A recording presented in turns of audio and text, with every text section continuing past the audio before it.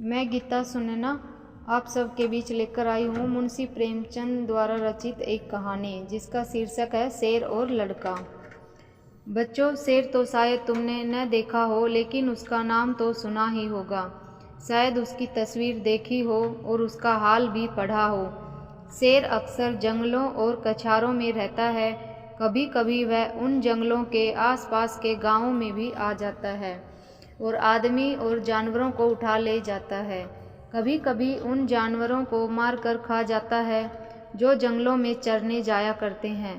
थोड़े दिनों की बात है कि एक गडरिये का लड़का गाय बैलों को लेकर जंगल में गया और उन्हें जंगल में छोड़कर आप एक झरने के किनारे मछलियों का शिकार खेलने लगा। जब शाम होने को आई तो उसने अपने जानवरों को इकट्ठा किया, मगर एक गाय का पता न था। उसने इधर उधर दौड़ धूप की, मगर गाय का पता न चला। बेचारा बहुत घबराया। मालिक अब मुझे जीता न छोड़ेंगे। उस वक्त ढूंढने का मौका भी न था, क्योंकि जानवर फिर इधर उधर चले जाते। इसलिए वह उन्हें लेकर घर लौटा और उन्हें बाड़े में बांधकर बिना किसी से कुछ कहे हुए गाय की तलाश में निकल पड़ा। उस छोटे लड़के की है हिम्मत देखो। अंधेरा हो रहा है, चारों तरफ सन्नाटा छाया हुआ है, जंगल भाएं भाएं कर रहा है, गीदड़ों का होवाना सुनाई दे रहा है, पर वह बेखौफ जंगल में बढ़ा चला जाता है। कुछ देर तक तो वह गाय को ढूंढता रहा, लेकिन जब और अंधेरा हो गया तो उसे डर मालूम होने लगा। जंगल में अच्छे अच्छे आदमी डर जाते हैं, उस छोटे से बच्चे का कहना ही क्या था। मगर जाए कहाँ। जब कुछ न सूझी तो एक ऊंचे पेड़ पर चढ़ गया और उसी पर रात काटने की ठान ली। उसने पक्का इरादा कर लिया था कि बगैर गाय को लिए हुए घर न लौटूंगा। फिर दिन भर का थका मांदा तो था ही, उसे जल्दी नींद आ गई। नींद चारपाई और बिछावन नहीं ढूंढती। अचानक पेड़ इतनी जोर से हिलने लगा कि उसकी नींद खुल गई। वह गिरते गिरते बच गया। सोचने लगा, पेड़ कौन हिला रहा है। आंखें मलकर नीचे की तरफ देखा तो उसके रोए खड़े हो गए। एक शेर पेड़ के नीचे खड़ा उसकी तरफ ललचाई हुई आंखों से ताक रहा था। उसकी जान सूख गई। वह दोनों हाथों से डाल से चिपट गया। नींद भाग गई। कई घंटे गुजर गए, पर शेर वहां से जरा भी न हिला। वह बार बार गुर्राता और उछल उछल कर लड़के को पकड़ने की कोशिश करता। कभी कभी तो वह इतने नज़दीक आ जाता कि लड़का जोर से चिल्ला उठता। रात ज्यों त्यों करके कटी। सवेरा हुआ। लड़के को कुछ भरोसा हुआ कि शायद शेर उसे छोड़कर चला जाए, मगर शेर ने हिलने का नाम तक न लिया। सारे दिन वह उसी पेड़ के नीचे बैठा रहा। शिकार सामने देखकर वह कहाँ जाता। पेड़ पर बैठे बैठे लड़के की देह अकड़ गई थी। भूख के मारे बुरा हाल था, मगर शेर था कि वहाँ से जो भर भी न हटता था। उस जगह से थोड़ी दूर पर एक छोटा सा झरना था। शेर कभी कभी उस तरफ ताकने लगता था। लड़के ने सोचा कि शेर प्यासा है। उसे कुछ आस बंधी कि ज्यों ही वह पानी पीने जाएगा मैं भी यहाँ से खिसक लूँगा। आखिर शेर उधर चला। लड़का पेड़ पर से उतरने की फिक्र कर ही रहा था कि शेर पानी पीकर लौट आया। शायद उसने भी लड़के का मतलब समझ लिया था। वह आते ही इतने जोर से चिल्लाया और ऐसे उछला कि लड़के के हाथ पांव ढीले पड़ गए, जैसे वह नीचे गिरा जा रहा हो। मालूम होता था हाथ पांव पेट में घुसे जा रहे हैं। ज्यों त्यों करके वह दिन भी बीत गया। ज्यों ज्यों रात होती जाती थी, शेर की भूख भी तेज होती जाती थी। शायद उसे यह सोच सोच कर गुस्सा आ रहा था कि खाने की चीज़ सामने रखी है और मैं 2 दिन से भूखा बैठा हूँ। क्या आज भी एकादशी रहेगी। वह रात भी उसे ताकते ही बीत गई। तीसरा दिन भी निकल आया।